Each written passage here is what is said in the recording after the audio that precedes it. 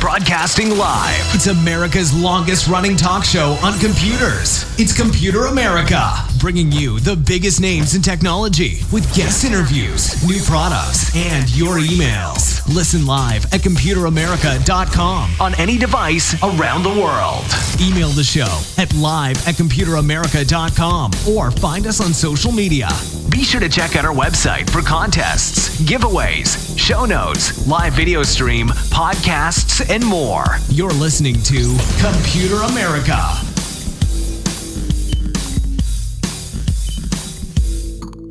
Hello and welcome into the Computer America Show. We are the nation's longest running, nationally syndicated radio talk show on computers and technology. Thank you for joining us. I'm your host, Ben Crossman, and everyone out there, hey, how you doing? Hopefully it's going well. You are ready for the long weekend. Of course, Monday will be Memorial Day.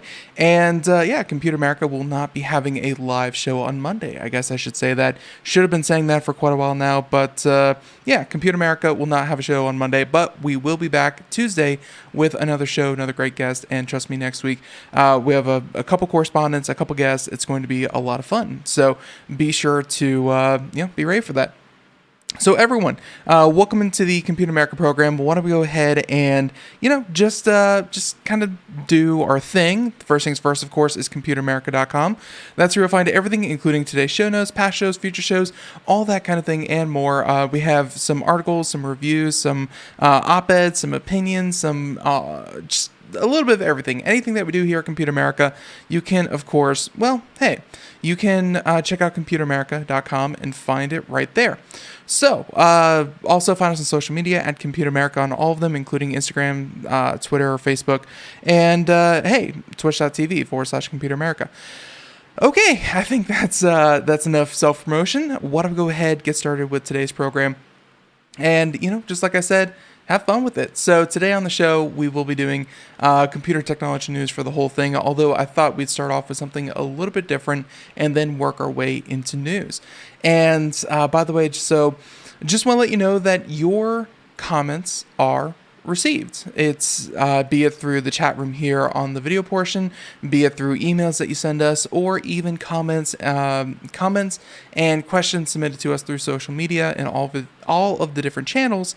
And I have to say, just recently, this one really stood out to me because I knew it would gain some form of controversy, and I wanted to kind of talk about it. And this is literally from some dude, and I don't mean that flippantly, as in some dude. I mean his name on YouTube is literally some dude, and this gentleman, well, how do you put it? He left a comment on a recent interview that we did with Cabin Systems. If you didn't check that out, it was all almost the entire hour was dedicated to Cabin Systems, but then we were able to talk about in like the last 10 minutes or so, we did computer and technology news. One of the stories that we covered was in the UK, people were destroying, I think they were mobile, they weren't fixed installations, but they were like mobile 5G towers that were being put up, and a number of them, there we go, were vandalized. They were burnt, destroyed, mangled, and just all around, destruction of other people's property. Shame on you. But I gotta say, and one of the leading reasons for the destruction of these 5G towers was this conspiracy theory that 5G in some way was either causing coronavirus, 5G was suppressing our immune system so that then we would be more susceptible to coronavirus. And over the course of the article, I made mention to Tide Pods, saying that the Tide Pod challenge from a couple of years ago was an example of one of the cases where the media was taking isolated incidents and painting with a very, very broad brush and saying, here's what's happening all over the country. Young people are eating Tide Pods. Didn't happen whatsoever. Like, it was just a handful of incidents, and yeah, the media really took a shine to it and really promoted the hell out of it. So this particular comment, we'll go ahead and read it, and then we'll kind of read our response to it. But just wanted to really emphasize that this is not one of my favorite comments, but we do receive them and we do read them and we do listen to our audience. So some dude, so concerned about directed beam high frequency millimeter wave radiation, which operates on the same frequency as a literal microwave, is paramount to the Tide Pod challenge. Okay, unsubbed Mr. Marshmallow. By the way, this whole thing is fraught with typos and grammatical mistakes, and marshmallow is, of course, one of the longest words he used in this whole thing, completely mangled, just destroyed. So unsub Mr. Marshmallow, that was the most unintelligent thing I've ever heard. So we'll part ways, sir, LOL. LOL, I'm assuming, means the laughing out loud and not the lots of love that I would dearly hope it would be. So let's, I'll just go ahead and read my response. Of course, he mentions that not paramount comparable, because before he said that, 5G is paramount to the Tide Pod challenge, and I think he meant comparable. 5G poses no serious threat to human health in the way that they are designed and operated. Same with microwaves, for that matter, if that were the point that you were trying to make. The Tide Pod challenge was another example that I tried to show that the media was blowing something out of proportion. That is essentially the gist of my response, but just goes to show that I knew something about 5G, and really just the conversation that happens online. First of all, this whole thing sounds like a bot, even though I am pretty sure it's an actual person. And just this whole conversation about 5G and coronavirus and conspiracy theories just brings weirdos out of the woodwork. So I wanted to respond to that. Yes, I'm reaffirming that 5G, even though it operates on the same wavelength as microwaves, there's a reason. Microwaves are in every home across the country and really in almost every home across the world.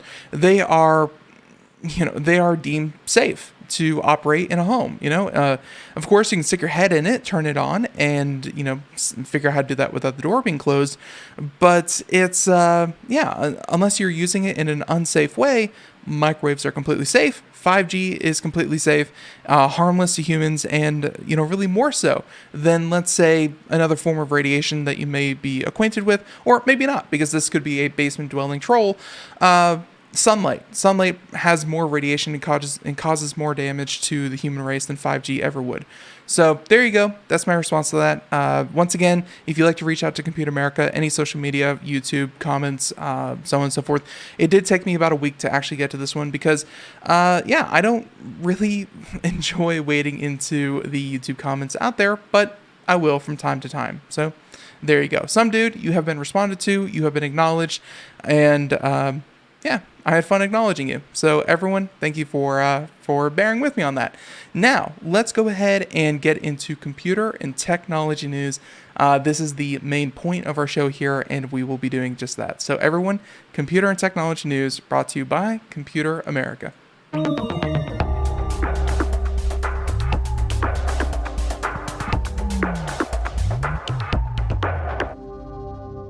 So today's program, I think that the first story that we're going to do, I need to calm down just a little bit off of what we just did. So I think that the first article we're going to do is going to be about, this happened yesterday, and I was meaning to get to it, but then I didn't, and that's completely my fault. But check this out. This has to do with turning on your phone and what constitutes a search as it comes to law enforcement. So this has been a long, how do you put it? We have been following this type of story here on Compute America for quite a while now. It's one of these things that When it comes to passwords, much like the telecommunication industry, just like the internet, when it comes to rules and regulation, when it comes to law enforcement and what is admissible, what isn't admissible, let's say you have an encrypted hard drive. What does it mean when you have it encrypted and law enforcement wants you to decrypt it so that it can charge you with something? Is that really violating your Fifth Amendment right to self-incrimination? Do you have to decrypt your information so that law enforcement can then pin a crime on you? Stuff like that. Obviously, in a lot of these situations, we have covered how old court rulings and laws are being interpreted for today's technology, which is, I think, very interesting and very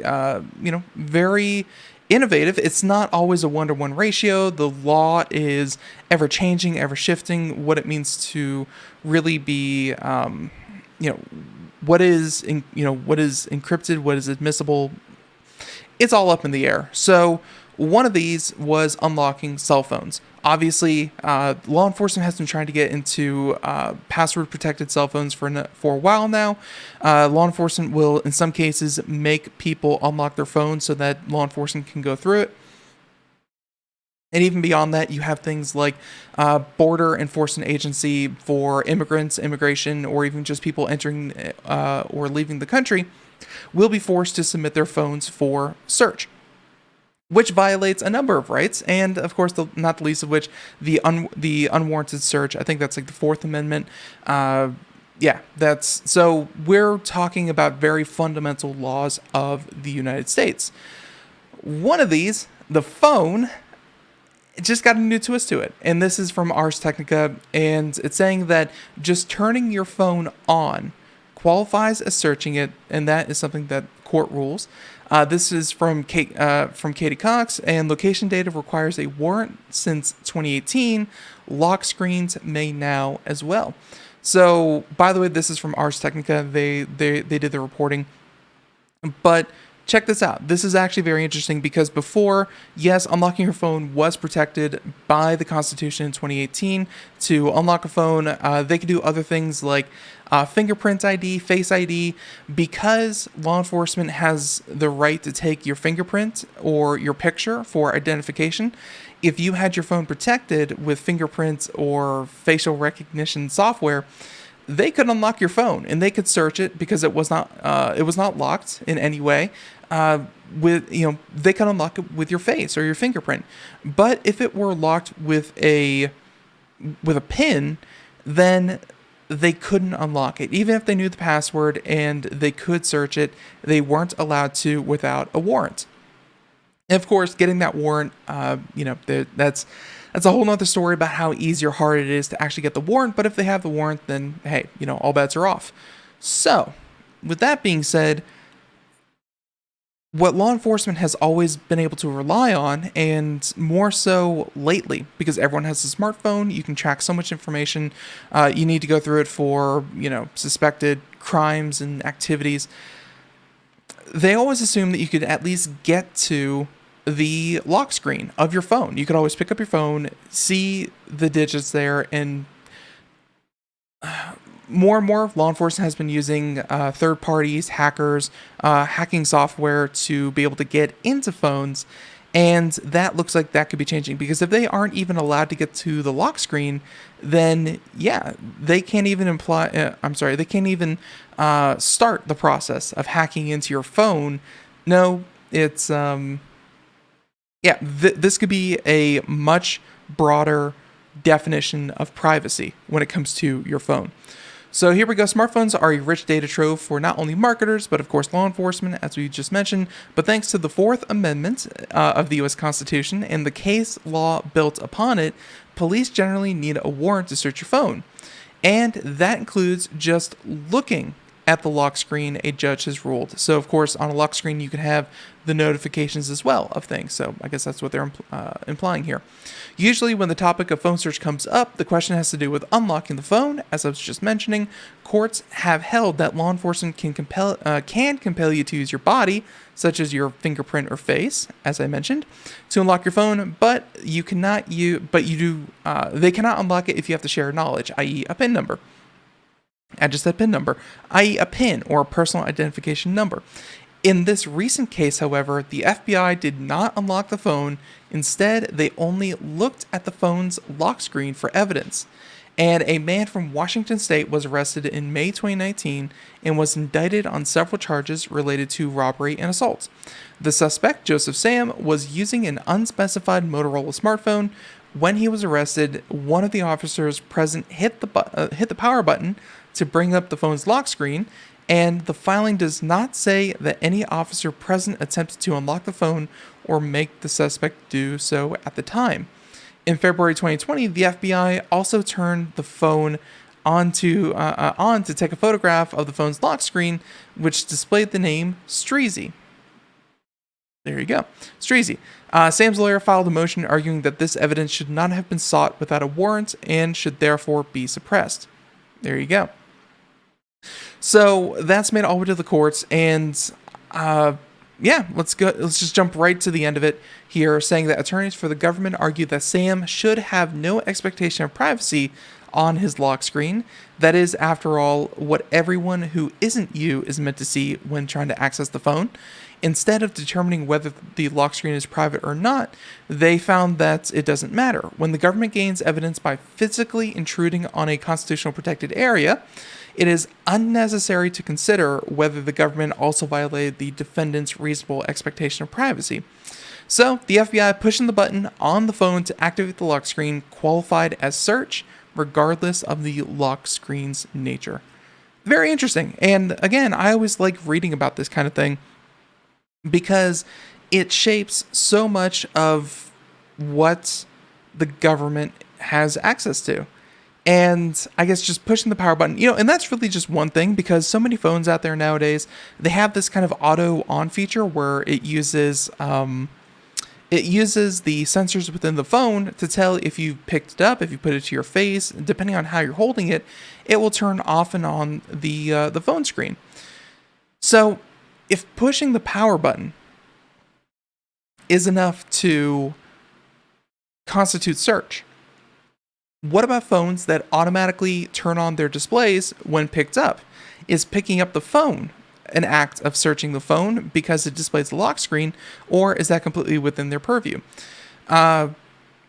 It's an interesting question, and of course, I personally am very appreciative that so many lawyers out there and legal minds are really kind of pro privacy when it comes to this matter. Law enforcement has a very difficult job. I'm not going to discount that. Trust me, I know that law enforcement would have the easiest time in the world if they had access to everyone's phone contacts, photos, where they went, geolocation, messages sent and received.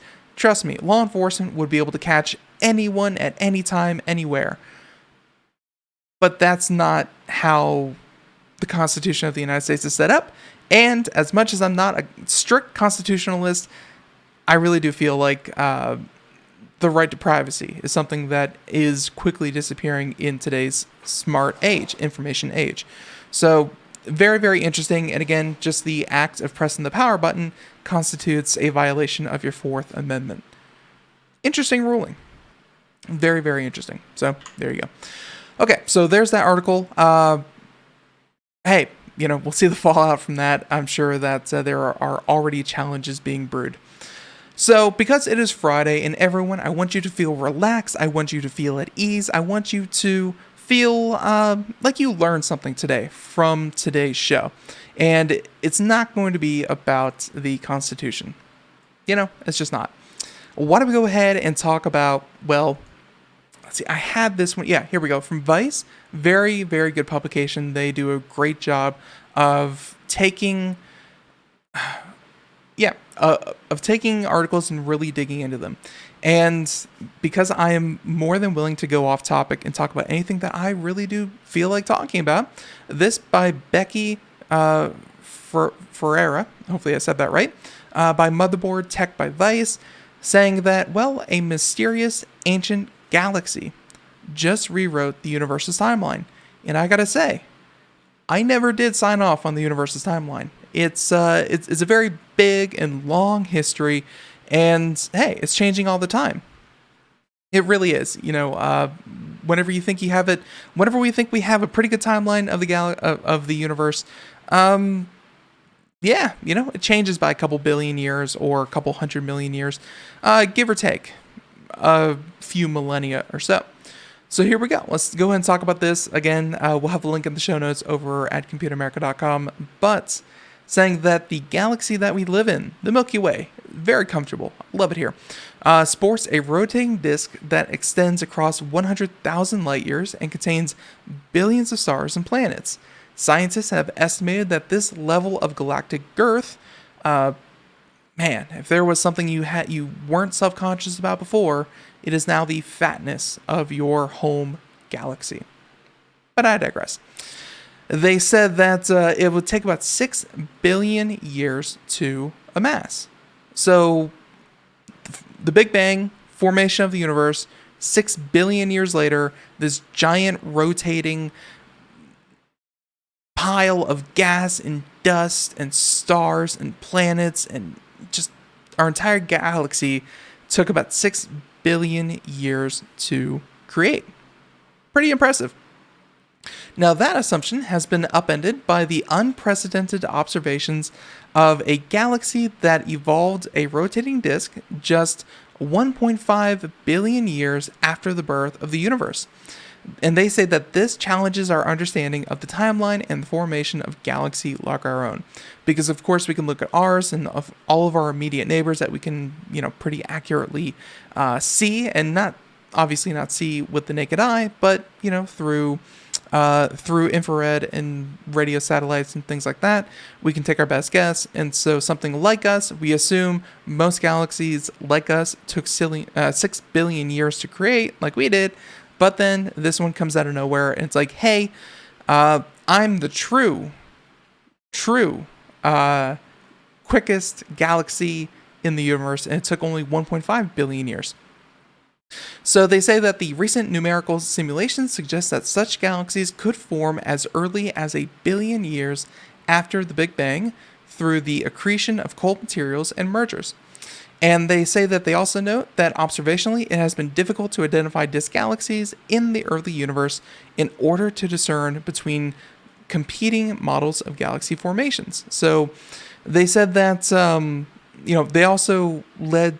this thinking also led to the first discovered of the Wolf disk a few years ago with the help of the late astrophysicist Arthur Wolf, for whom the galaxy is nicknamed. The team was able to spot this rare sight thanks to an extremely bright galaxy located behind it, and from our perspective on Earth, the backlit of the gas and dust around the Wolf disk. It's pretty interesting that, think about how vast space is, and the only reason we were able to even see it was because, pure luck. So there you go. So skipping down here a little bit, let's go ahead and get to the meat of this. They say that, there's a couple of different scenarios on how this could actually happen, but they mention, quote, the existence of such a massive, rotationally supported cold disk galaxy when the universe was only 1.5 billion years old, still just an infant, favors formation through either cold mode accretion or mergers. And they said that the researchers wrote that there are still major unresolved questions about this scenario. And they say that, of course, the large rotational velocity and large content of the cold gas remain challenging to reproduce in most numerical simulations.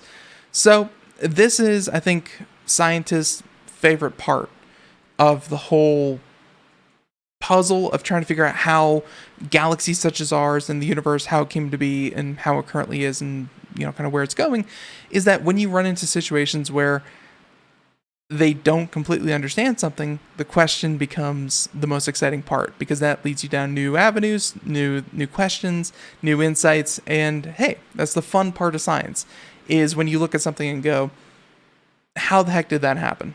Not having the answers is really the best thing. So there you go. Story number three that we're going to cover here now.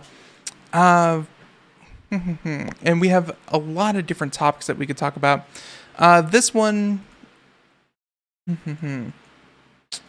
no, we're not going to talk about Elon Musk just yet. Well, probably a little bit later in the show, we're going to talk about Elon Musk and this entire idea of a bake-off. If you don't know what that is, it's a pretty interesting read.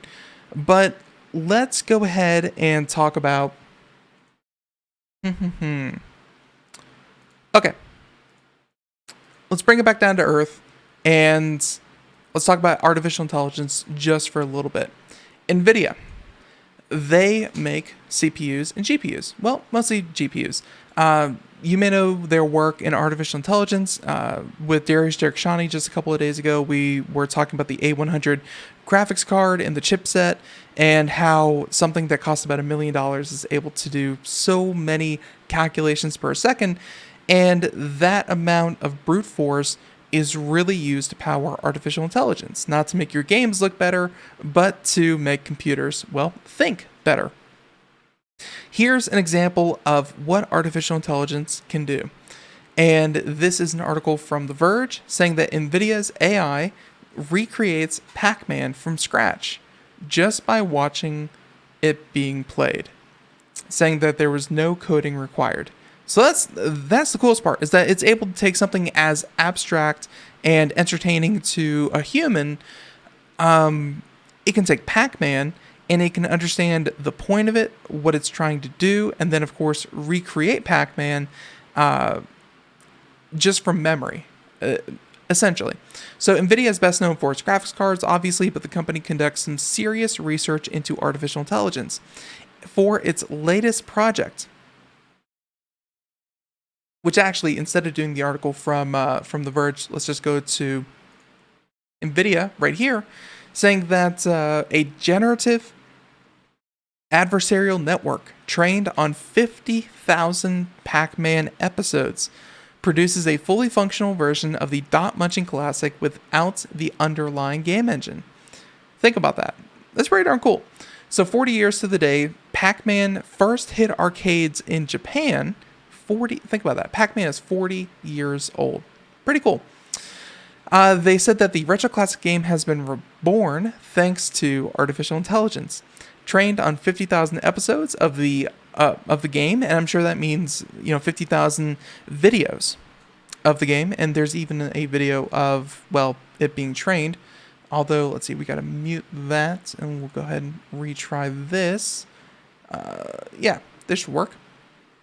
So they said that GameGAN, G-A-N, is the first neural network model that mimics a computer's game engine by harnessing generative adversarial networks, or GANs. Made up of two competing neural networks, a generator and a discriminator, GAN-based models learn to recreate new content that's convincing enough to pass for the original. So this is the first research done. Pretty trippy. So yeah, this is the first research done. I'm sorry, this is the first research to emulate a game engine using GAN-based neural network. We wanted to see whether the AI could learn the rules of an environment just by looking at the screenplay of an agent moving through the game, and it did. They said that the capability could be used by game developers to automatically generate layouts for new game levels, as well as by AI researchers to more easily develop simulator systems for training autonomous machines. Saying that, quote, "We were blown away when we saw the results, in disbelief that AI could create the iconic Pac-Man experience without a game engine. This research presents exciting possibilities to help game developers accelerate the creative process by developing new level layouts, characters, and even games." So let's put that a little bit more into perspective and how it's useful. There was recently a new patch with a lot of content for a game called Terraria. I've been watching it. It's, looks very nice. I'm definitely interested in trying Terraria. But the point is, the entire game is based on a generative design where a computer goes through, puts in this much, this much material, it puts in this much terrain, it puts these monsters here, there, vases. It's actually very, very intricate in what it does. But it's all generative. Like every time you create a new world, you have to sit there for a couple minutes while the computer kind of fires itself up and creates an entire new world for you to play in.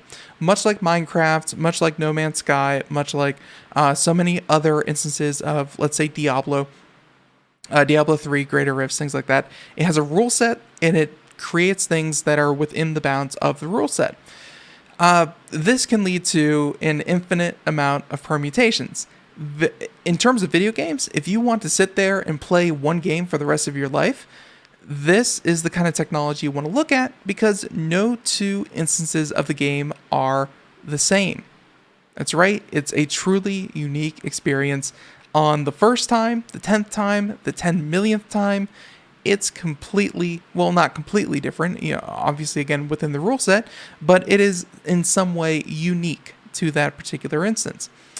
They're saying that with this, the AI was able to identify the rule sets to which Pac-Man exists, and it's able to recreate it within the rule set, say, this is how Pac-Man operates, here's what it needs to be successful.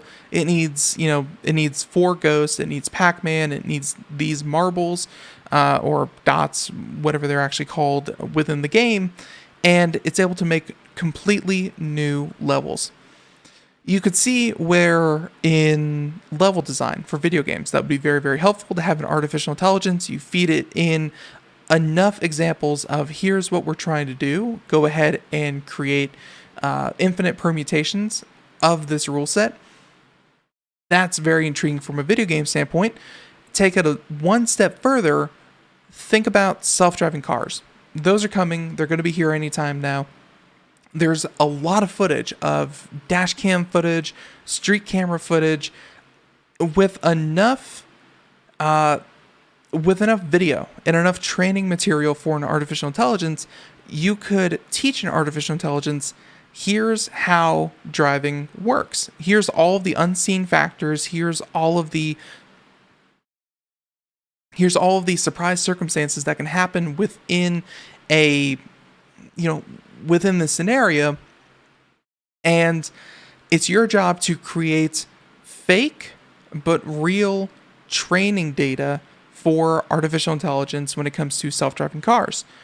That could definitely speed up the rate at which we train self-driving cars and many, many, many, many other instances of artificial intelligence. As soon as AI can create its own material to train itself, that's when it can speed up development. It doesn't have to wait for people to go out and record footage or for people to go out and curate footage. Now, obviously, you have to be very careful that it doesn't get away from you and it starts to, let's say in the instance of Pac-Man, it starts to create levels that are, impossible or break the rules that are first given to it. You have to make sure that the data that it generates is still usable data, but hey, it gets to create data on its own. And that's very interesting. Now, GANs, this idea that you put two neural networks against each other and they start to build upon one another, that's the same technology that Google used for its DeepMind technology that beat the Go players. I believe that AI was called AlphaGo, and it used the same thing to essentially, it trained itself over the course of like 10 million games that it played against itself, and then it was able to defeat some of the best Go players in the world. It's something that they will continue to work on, but that is one of the best examples of artificial intelligence having a distinct advantage over humans. Obviously, let's say a human doctor, when it comes to cancer and being able to identify different pictures of cancer in a patient, yeah, a doctor could sit there and try to imagine, he could see a million different pictures of proof positive cancer examples. And from those million, he could then use his imagination to imagine, well, what if it were in the left lung instead of the right lung? What if it looked like this instead of that? And, he could try to imagine a bunch of different permutations of cancer, but really, that's not going to be very helpful. An artificial intelligence, though, can create those and can train itself and can do that much, much more efficiently and better than a human. It would have a true impact on what, on how they train themselves. So we're going to go ahead and move on from there. But I did want to say that for Nvidia to show off that they can train an artificial intelligence to recreate a video game without the game engine, just kind of from memory, it's very, very interesting. So, oh, and by the way, I like this little tidbit here. Since 1981, Americans have inserted billions of quarters to play about 75,000 hours of coin-operated games like Pac-Man. Over the decades, the hit game has seen versions for PC, game consoles, and cell phones. And overall, I think, after 40 years, if you haven't played Pac-Man, go play Pac-Man. It's a very fun game. So there you go. Everyone, so that was story number 4. Story number 5, let's go ahead and move on and talk about this. Okay, so this one's going to be much, much easier to kind of understand. Samsung made a really bright TV. And I know what you're thinking. Wow, Ben, that's not really interesting. But it does go to show that these companies are trying to innovate in ways that I never really thought that they, like everyone knows it's a problem with screen glare. If you try to use your cell phone outside on a sunny day, it's not a very fun experience. There are some things you could do. Helpful hint for anyone out there: if you're having trouble reading your phone on sunny days or due to sunlight or really any kind of light, turn up the contrast on your phone. Yes, it has an actual purpose. Turning up contrast helps a lot. But when it comes to TV viewing, no one out there in their right mind would put a television outdoors because, let's face it, it's just not a very good viewing experience. Enter the Samsung 2000 nit outdoor QLED TV. Now, obviously, you're still going to want to keep this thing covered because, let's face it, it has an IP rating of 55, which I think IP55 or IP55, that covers like most dust and dirt, but does not protect it from, any kind of gross particles, such as like, let's say, dirt being directly or blown onto it. And it definitely does not protect it against rain. So you still want to keep it covered, but at least for an outdoor viewing area, this thing's going to be amazing. Now, it's called the Terrace TV. Terrace as in like an outdoor patio. It's built specifically for the outdoors, has 4K resolution, and is QLED compatible. And it has, it's QLED, so it's going to be great for color fidelity. In terms of standing up to nature, the Terrace has an IP rating of 55, as we mentioned, 2000 nits of brightness, and an anti-glare coating. They said that it's also offering, there we go, the Terrace soundbar, which can be mounted directly under the TV for the sound. Comes in 55, 65, 75 inch. It will come to Australia, New Zealand, and Europe in the future. And of course, it's available in the US and Canada. They're saying that it's planning a professional model of the TV for business applications. And well, hey, it's will be available soon. 2000 nits. I think. Let's see. So average nits of a QLED TV. Let's see if we can just pull this up here real quick. Most TVs have a nit rating, and nits is the amount of light that each individual or the screen can put off. 600 is is around the bottom, and some of the higher performers are at about 1,000. So this thing is going to be about twice or more of that, than twice as bright as other TVs in its field. So it's hey. If you have that problem where glare and sunlight and that kind of thing just comes streaming into your room, this might be a TV to kind of look at. Now, I gotta say, doesn't mention the price, and if I were to guess about the price, because so far it's just a press release, there's no actual price that it lists. At least I'm trying to look through here, and no actual price. If I were to guess, this thing would probably come out at $3,000 to $4,000 to $5,000. Not the cheapest TV, but it does seem to round out their offerings of, let's see, they have like the Frame, the Sero, the Serif, and now the Terrace. So yeah, Samsung is doing some very interesting TVs. It's great to see. Not just the same TV over and over and over again. Now, this next article, we'll go ahead and do this, and then we'll get into Elon Musk. It's who's always a hoot to talk about. Here's an example of, and I'll give it to Boston Dynamics. They make Spot. And if you haven't seen Spot, he has a lot of great videos, and you should definitely check those out. But essentially, they make a quadruped robot that is used for, or that has a ton of different applications. So far, the only one I've seen is being a YouTube sensation. They're saying that one of the possible uses of a robot in the future is farming. And don't get me wrong, there's plenty of applications for let's see. Yep, we're good. Yeah, so one of the possible applications in the future is, of course, farming. And if you're watching the video portion, we're going to go ahead and have that playing there in the background. But yeah, one of them could be for like field inspection. Another could be for managing sheep, which is really the main thrust of the article and why this is not really useful, as to putting sheepdogs out of a job. Sheepdog, herding dogs, things like that, out of a job. They said that the footage comes from a New Zealand firm, Rocco's, which announced a partnership this week with Boston Dynamics, maker of the four-legged Spot. Rocco's makes software to control robots remotely, and the video demonstrates one potential use case: agriculture. Lots of different ones, and again, one of them is going to be herding. Now, here's the thing.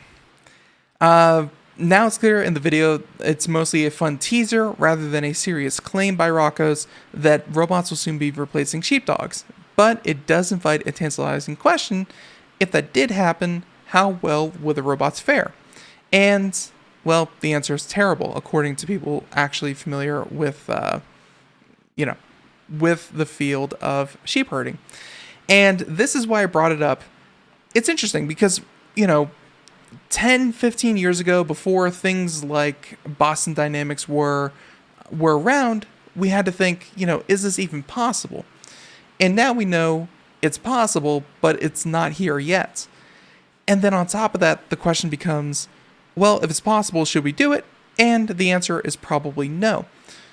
Robots are interesting, they're versatile, they're getting better year over year, but at the same time, we have our own form of engineering that we've been practicing for thousands of years. And that's called, well, breeding dogs. Australian Shepherds, German Shepherds, really just anyone in the Shepherd group. Those dogs have been selected specifically to do a job. And that is to be able to have very, very acute herding instincts. They have very quick reaction times. They can, round up sheep like no one's business, and essentially do the job that this robot would spend another, I would say at least another decade or two perfecting. And if not something like Spot, then let's say a drone, for instance. But even so, with the best artificial intelligence, with the best sensors, with the best everything else, these robots aren't going to come anywhere near the intelligence of a dog, and then on top of that, a handler with the dog. So they said that this relationship between the sheep and the dog, the dynamic of two intelligent beings, is vital, and it's rooted in the evolutionary history of predator and prey. Sheep obey based on carefully judged, finely tuned movements, and because of the eye of the dog that intimidates them, and because the dog can ultimately enforce discipline with its teeth. And he added that this isn't a good thing or needed often, but a valid threat. The sheep respond as they do because they evolved with wolves and being hunted. So they're saying that regardless of what robots have, unless you create a full replica of a sheepdog, the response will never be the same as it would between a sheep and a robot. They say that sheep have intelligence and will quickly work it out and completely disrespect it. Disrespect, of course, being, well, the drone. And so, the article goes into a bit saying that, there are autonomous applications for robots in agriculture. One of them here being an example of a cow farm where instead of having a person continuously pushing hay and cow feed to the cows, instead they have, kind of like this automatic sweeper robot doing it instead. But this particular issue is not one that needed solved. And of course, this is all theoretical. This is just kind of like a showcase, but they do illustrate that, this is one of the, this is one of the situations where robots, I don't think, are going to be embraced for a number of years, if not decades. The rush to embrace efficiency generating technologies has trashed the Midwest. A battery-operated sheepdog is the least of our worries. And he said that obviously sheepdogs are the ultimate technology for the job. They're bred, trained, and sold by people who respect the work. They don't need fossil fuels to run, and more importantly, they are a friend and a companion to their shepherds. So that's, hey, that could be a whole nother issue, because I don't think I'm going to see anyone, I don't think farmers are going to have their drones at the foot of their bed when they go to sleep. So, yeah, cheeky video, but with a serious answer. Sometimes application of robots seem great. They seem like, oh, of course, robots are going to be able to do this autonomously and, very, very efficiently. But at the same time, some of the old world solutions are just the best solution. And there really is no replacing, in this case, a shepherd and a sheepdog. So there you go. I found that one pretty cute because, hey, I like dogs, and dogs do have a place in society. So with that being said, in this last little bit here, let's talk about Elon Musk. And this has to do with a bake sale. Well, a bake-off. Not a bake sale, a bake-off. Bake sale, you sell cookies and you raise funds for something. This case, it's something called a bake-off. And I'm actually not... Before this article, I wasn't really aware of what a bake-off really was. But I think we all know the process. So, check it out here. This is from The Verge, saying that Elon Musk holds a bake-off for a new factory. And they said that, we've talked about this issue here on the show before, but with Amazon and other large companies, whenever they try to get cities to court companies. Take, for example, headquarters 2 for Amazon or Apple and their latest headquarters. Cities and counties and even states all over the country do their best to bring awareness to their town. And, headquarters 2 for Amazon. It was supposed to go to New York. I think that whole thing fell through, but it was supposed to bring in the neighborhood of like another 120,000 jobs to the area. Very, very lucrative for the citizens living there. That's a lot of tax revenue that could then be, put to uses around the city, attract big business, and you'll have jobs coming at your ears. Everything just gets better. Well, check this one out. Whether or not that's the end result, that's another argument, but here's what's happening. Meltdown May is continuing apace, as Elon Musk and his newest baby's grandmother are having an online beef, but hey, that's a completely different article. First, they say that the billionaire on billionaire rivalry. Musk and his rivalry with Jeff Bezos, the other billionaire who resists shelter-in-place orders and owns a private space company. Remember how Bezos got bounced out of New York City? It was part of a Musk-inspired effort to get the corporate version of The Bachelor going. And they said that the idea that the winning contestant would get a factory instead of a marriage, and much like The Bachelor, the entertainment value for us plebeians is just watching a bunch of thirsty cities embarrass themselves. Was that the purpose of The Bachelor? I never knew the appeal, but I guess that's it. They say that business types call this sort of thing a bake-off, but actually having participated in bake-offs, I can tell you they can be less desperate and more fun. And this is, of course, the author put his own spin on the article, which I really do like. Government subsidies, and Musk got $1.3 billion out of Nevada, $750 million out of New York, and about $15 million out of California to entice Elon Musk to build his new Cybertruck production facility. When Bezos was pursuing headquarters 2, pressuring municipalities into bake-offs of perks, it was Musk he had in mind, saying that Musk has a new bake-off going for a Cybertruck factory. Right now, the finalists are reportedly Austin, Texas, Tulsa, Oklahoma, and potentially Nashville, Tennessee. Maybe, maybe not. But he's been very clear that incentives will play a role into which city he chooses. Now, it's up to Texas, Oklahoma, and Tennessee. They all have to do some things in common. They say that, here's what they do have in common. Texas governor, state House of Representatives, and state Senate are Republican. The same is true of Oklahoma, also Tennessee. Now, you may recall that Musk donates across the political aisle and is absolutely classic tactic for entrenched interest in industrial to secure power, saying that, the fact that all of them are Republican across the board, Republicans are much more interested in attracting big business by doing tax cuts. Now, check this one out. I found this very, very scary, I guess, in some ways. Tulsa is a city that doesn't stifle entrepreneurs. We revere them. Golden Elon Musk is now the 6th tallest statue in the United States. And for those of you who didn't see it, Tulsa, Oklahoma literally built a 7-story mannequin of Elon Musk to draw attention to themselves. And boy, howdy, did they ever. And they also mentioned that if Tesla and Tulsa team up to change the world, it would only be right to buy local.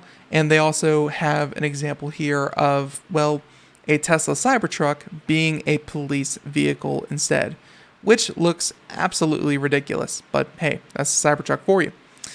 And they said that it's not just Tulsa looking desperate in fairness, saying that another one would be...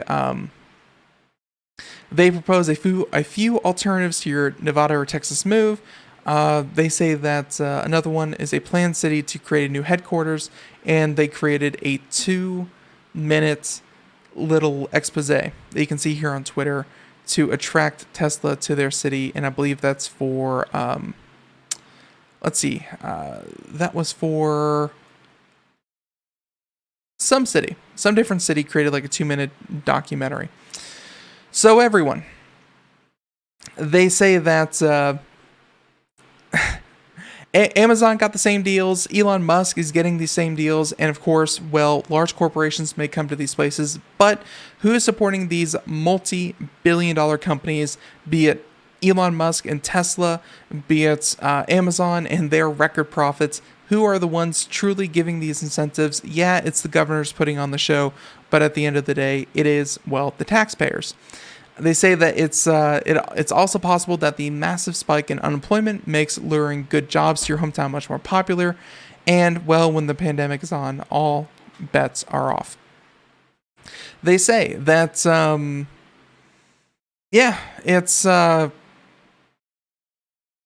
we've covered this before in saying that these tax incentives and the amount of revenue that they bring to their local cities and governments and taxes that they're supposed to bring in, jobs that they're supposed to bring in, so on and so forth.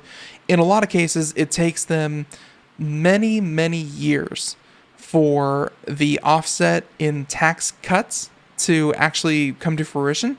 And in some cases, when those tax breaks are offset, the company then has to come to the decision, is it still within our best financial interest to continue with these facilities?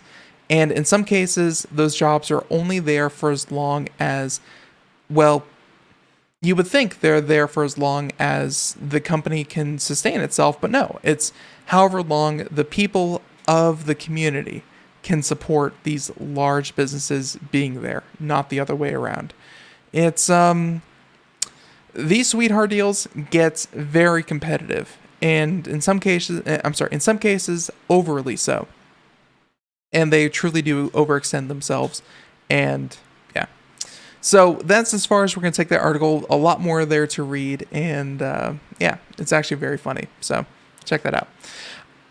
This next article, let's talk about something a little bit more theoretical, and yet at the same time, very, very applicable. Internet speeds. We all like fast internet speeds. Check this out. Researchers claim that the new internet speed record.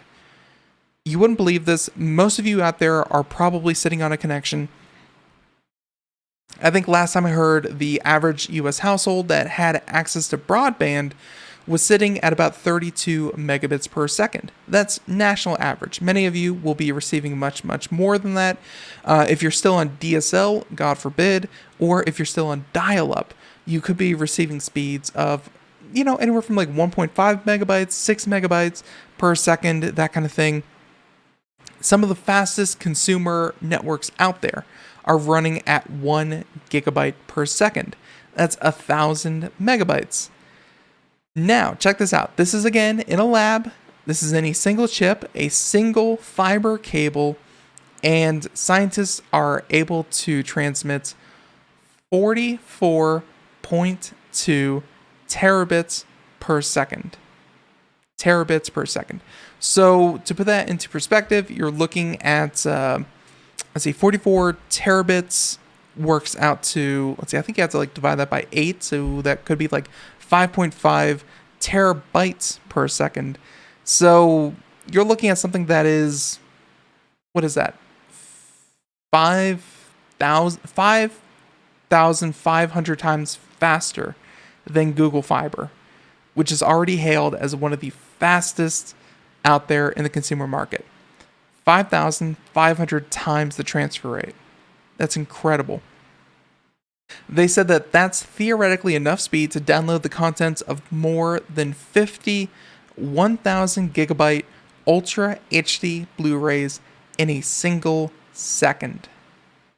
Every second, 50 100 gigabyte Ultra HD Blu-ray disc.